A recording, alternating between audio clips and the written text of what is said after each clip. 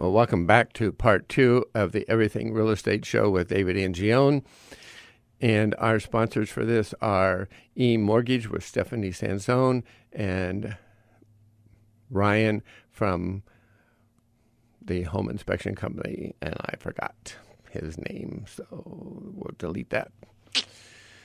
Anyhow, we're talking about the do's and don'ts of purchase agreement. And let's talk a little bit about when we do home inspections. You're going to go through a home inspection, hopefully with Ryan or any home inspector that you choose, and they're going to find things that are wrong. They're going to find some big things. They're going to find some small things. But primarily when you do that home inspection and you get your report back, again, you want to do that promptly and go through that. You don't want to... You can really ask for any repairs that you want to. The seller does not have to make them. They have the right to say no and even stop the deal. But what you want to look for when you're doing that home inspection is safety issues,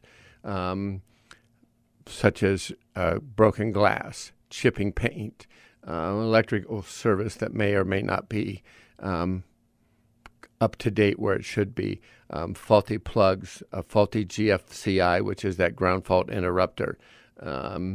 Those are the things that you want to look for. You're not so much worried about a cracked plate covering a light switch or an electrical thing, or a just minor things. The carpet needs scrubbed. It needs painted. You're not looking you're not looking for cosmetics. You're looking for a foundation that has moved, or floors that have maybe sunk a little bit, or windows that won't open, windows that won't stay open, doors that don't close properly, drains that aren't flowing as smoothly as they could be, commode that may not be fastened properly to the floor or securely to the floor, your refrigerator that's leaking, your dishwasher that doesn't work, your electrical system that has double taps. That means double tap means 2 wires into one circuit. That's not supposed to be, and that's not a good thing. So those are the types of things when you're looking at home inspections that you want to look for, not the little things that are cosmetic. Roof shingles missing, downspouts not being connected, some tripping hazards maybe, although that is easily corrected. You're looking for something that is going to affect your family life in the home, your ability to move securely around the house, to be safe. Your smoke detectors, you want to know that they are smoke detectors and that they are working. Those can be replaced pretty easily, but you still want to know that they're there. If your doorbell doesn't work, that's an inconvenience, but it's not a safety hazard and can be easily, or could be rectified. I shouldn't say easily, but could be rectified. So those are types of things that you want to look at. You want to know of where your property lines are, and that's something that'll come through the title search. They'll show you a little bit of your location surveys. So if you have any encroachments, most of the time those can be insured through. So those are things that you want to be aware of when you're doing your home inspection. And again, it's not the little things, just the big things, the safety issues for you and your family. You, if at all possible, want to be there during that home inspection. It's going to take 2 to 3 hours sometimes, and so if you want to be there so that you can hear what the home inspector has to say, and if you have any questions, you can ask him, and I will be there with you as well, and kind of watch what's going on with you. And if it looks like you have a question, and I will ask you sometimes. But so I try very hard to be there with you when you're doing that. So that's one of the things with home inspections. You will pick a home inspector that you may know. I have 3 or 4 that I usually send out to you and let you talk with them so that you can get a good feel for who they are and what they do, and then you'll pick your own. So you want to get a reputable home inspector. They do not have to be licensed in the state of Ohio at this point, but there are certain things that they're ASHI and certified. That's one of the ones that you can have. So you want to look at some of those types of things. Other than that, there's really not much more to say on this do's and don'ts, except that, again, just it's very, very important that you listen carefully, that you adhere to what your loan officer, realtor is telling you to do.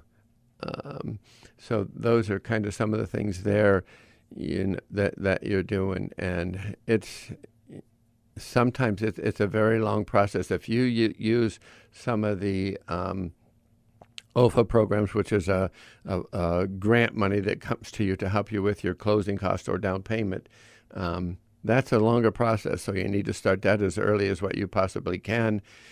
They're just overrun with and maybe understaffed there a little bit, so it's a long process. You, again, just need to be patient sometimes with your lender or your realtor. They're doing everything that they can on your behalf. So just keep that in mind. And, when you come to closing, it's important that you bring your driver's license, any documentation that you have to prove who you are. Actually, you just need your driver's license. When you're going to be asked for those types of things. If you're selling a home, you're going to be asked to provide your loan number to the listing agent and give permission for them to talk with you. That's important to keep the process moving. Again, and all this information that we see from you, both from the lender receives and I receive, it's highly, highly protected. When no one is in the office, in my place, that stuff is put in a secure place and locked. If I have your information, it's locked in my home, in my briefcase, in the trunk of my car. It's somewhere always fairly secure, and we do our best to protect your information. So, again, it's just stuff that we need, not stuff that we necessarily want. And it's not for our personal use, but as you know, and we just need it and provide it to others. So we are here to help you, to make this an easy process and a smooth process.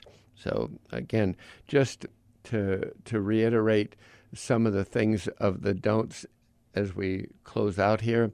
Don't change jobs. Don't, if you have any large sums of money coming in, they need to be documented. Don't change your name.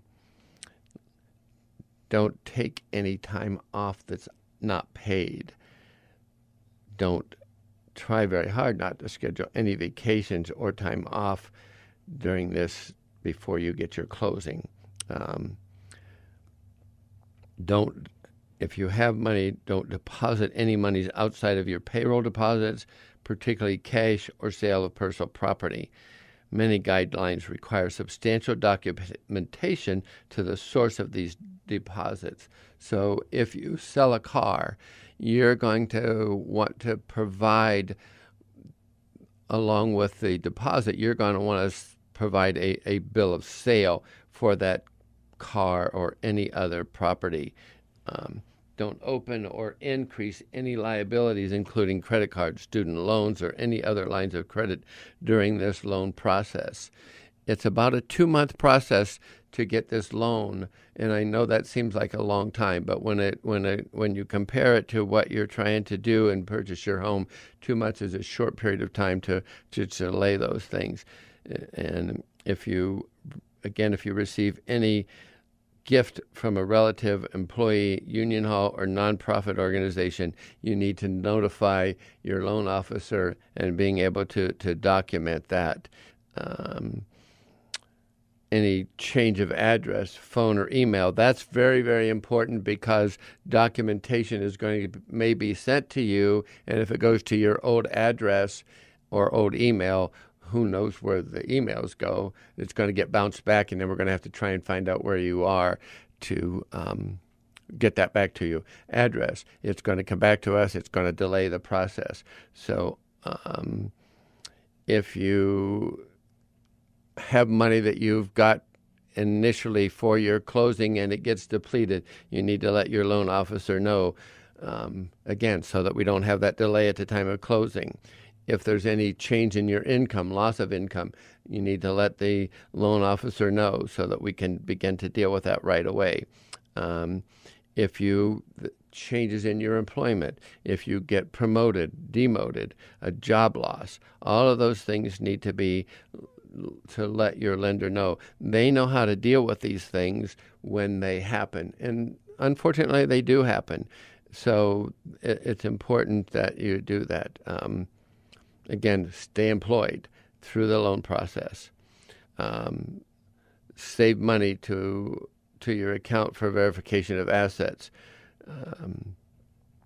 So those are some of the important things that you are going to have to do. So we're coming to an end of this show, and I, again, want to say thank you to all of those who are serving, have served, and will serve. And to the families of members who are serving, I thank you for your sacrifice of time away from your sons, daughters, husbands, daddies, moms, wives, all of those. It's very important to me and to our country, and I am so very, very thankful that you are there serving. And with that, we are at a conclusion of our show. I thank you so very much for listening. I look to speaking with you again next week. If you have any questions about real estate, anything real estate, I want you to feel free to contact me, and my email is david@davidangione.com. Angione is spelled Angione. I will answer them as quickly as possible, and we'll talk about them on the show the following week. So again, have a great Saturday. Enjoy your day, and I look forward to speaking with you again. Thank you for listening to the Everything Real Estate Show with David Angione. And